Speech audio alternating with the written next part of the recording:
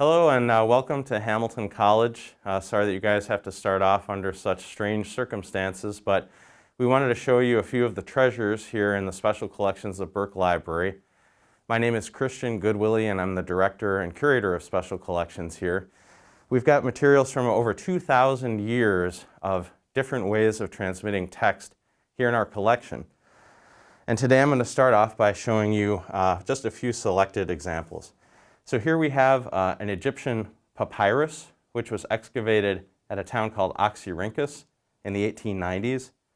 It dates to about 200 AD, and the text is written in Demotic Greek. So this is reed grass harvested out of the Nile, glued and pressed into this woven substrate, and then the writing, of course, is entered in ink with probably a hardened feather.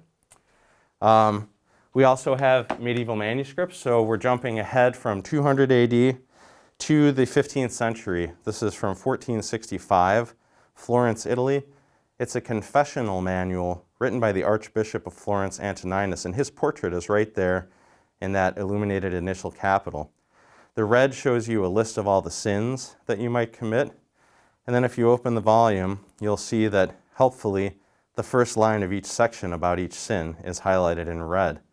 That's a technique called rubrication, as in ruby red. This manuscript is on animal skin, actually very fine animal skin, called vellum, as in veal. So you can come see that in person when we open up. Next we move into 15th century printed books. We've got about 58 of those in the collection. They're called incunabula. This is the Nuremberg Chronicle, printed in Germany, 1493. What you're looking at is a map of the known world that was actually printed while Christopher Columbus was on his return voyage, which is kind of amazing to think about. Europe is up there. This is all of Africa. We have the Middle East and then on into Asia. It goes about as far as India and the Ganges River. So the known world just before everything changed. Now moving ahead about 100 years, this is the most popular geography of the 16th century, Sebastian Münster's Universal Cosmography. This is printed in France, 1552, and here we see Münster's illustration of the Western Hemisphere, the New World, die Neue Welt. We see Brazil right here, Central America, Terra Florida, so there's Florida, Cuba, Hispaniola, and then on up into New England there.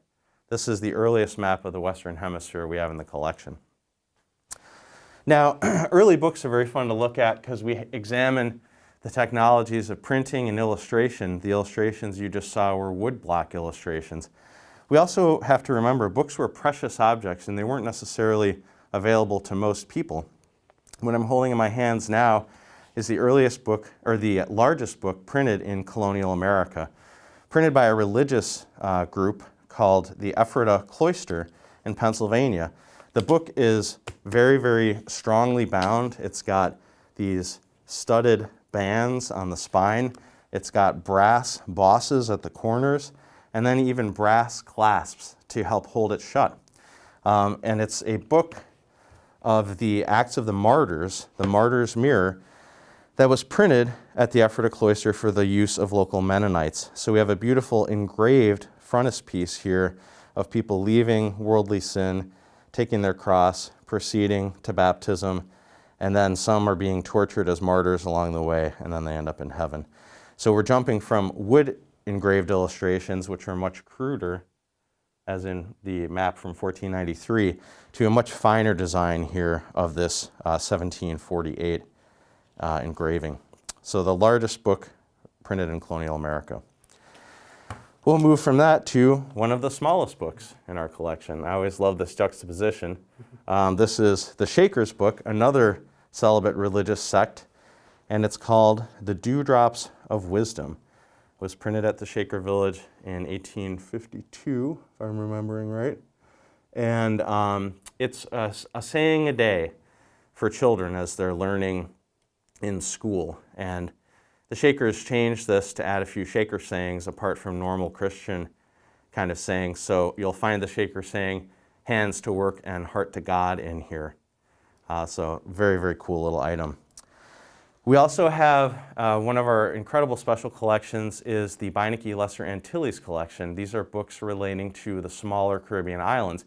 And actually my mask is worn in honor of that collection. This is the flag of the pirate Blackbeard, Edward Teach.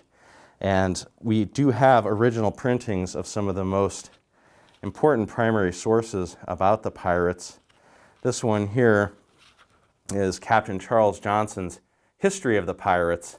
And what's really notable about this one is he gives a lot of attention to the noted female pirates, Mary Read and Anne Bonny, who cut a remarkable swath of mayhem from the British Isles all the way to the Caribbean and North America.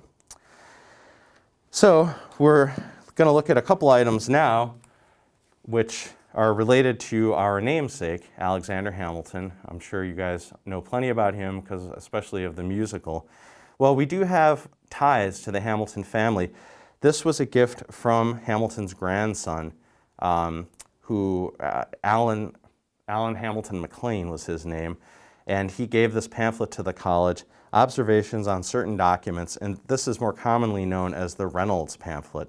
Now, those of you that know the musical will know this is the pamphlet where Hamilton completely admitted his affair with Maria Reynolds because he thought it was the only way he could clear his name from accusations of financial misdeeds when he was the Secretary of the Treasury.